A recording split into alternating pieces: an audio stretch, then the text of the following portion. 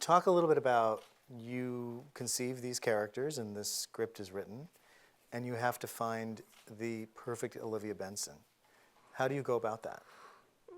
We saw literally probably 100 actresses. It was truly scratch casting.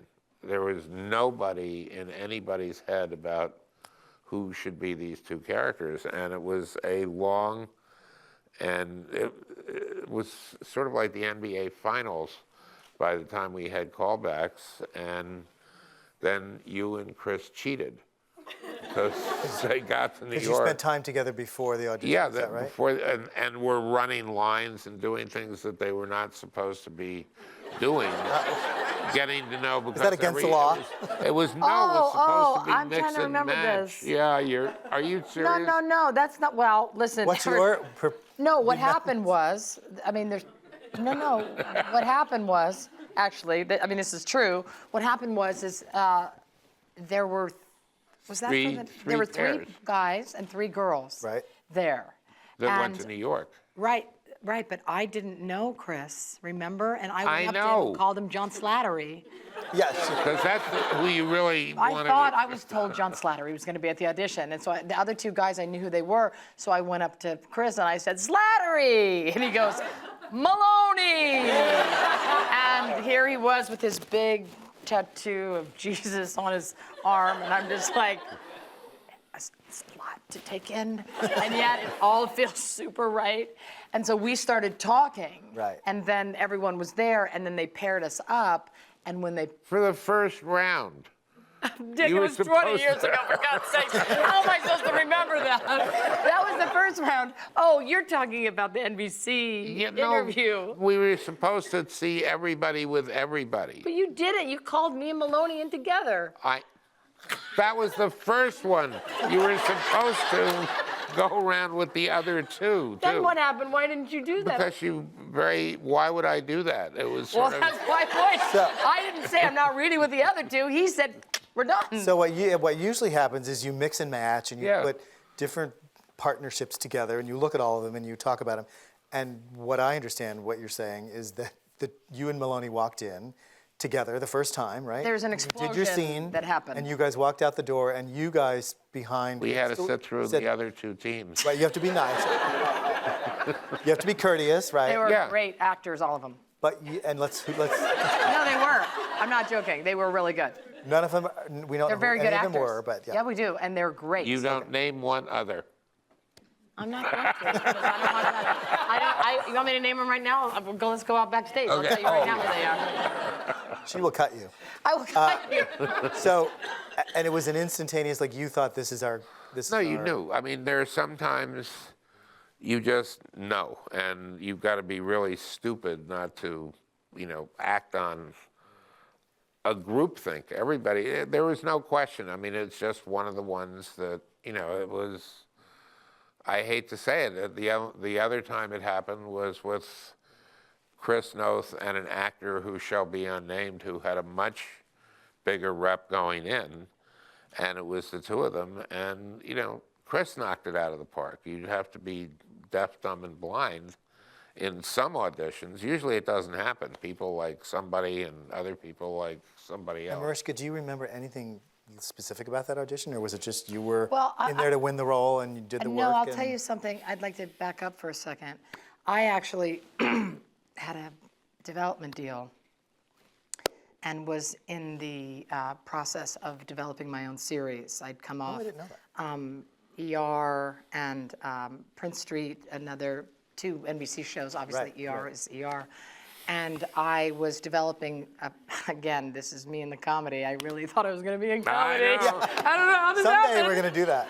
No, please, Bob, because I'm going to be on this show for another 30. But when I'm like 82, I want to be the next Elaine Stritch.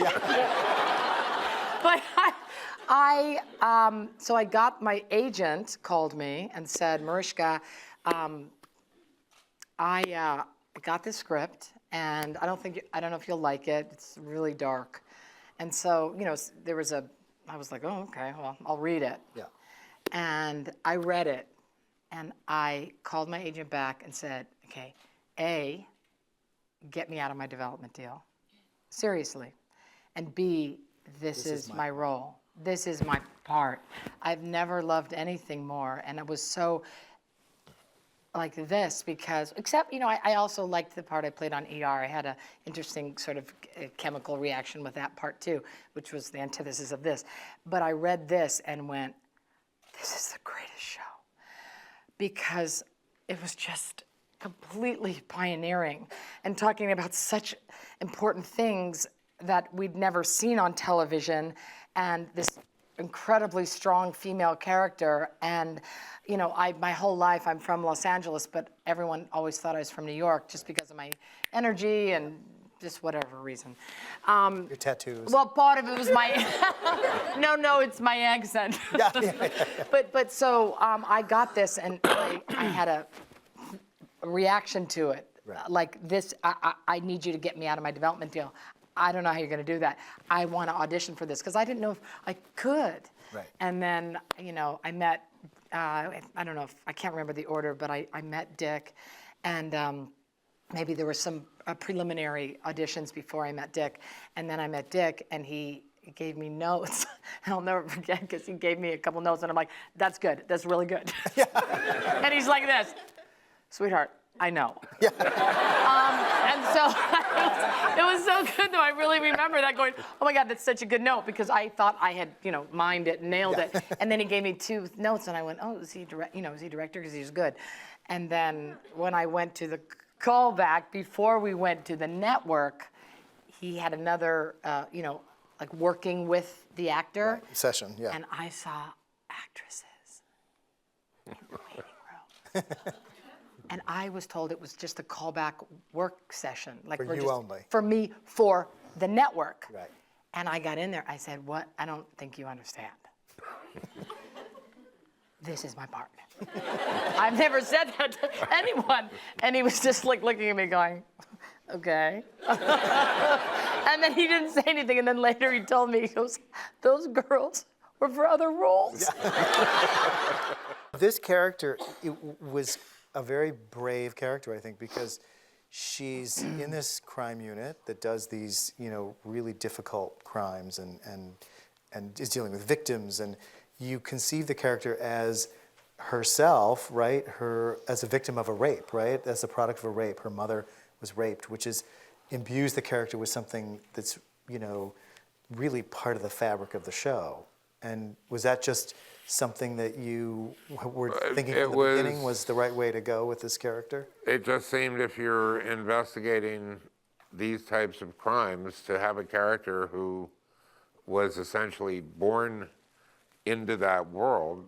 She has empathy for it. Yeah. Well, it was emotional hook, an right? empathy and an emotional hook, but also a true hatred of the people who do these kinds of crimes. Right.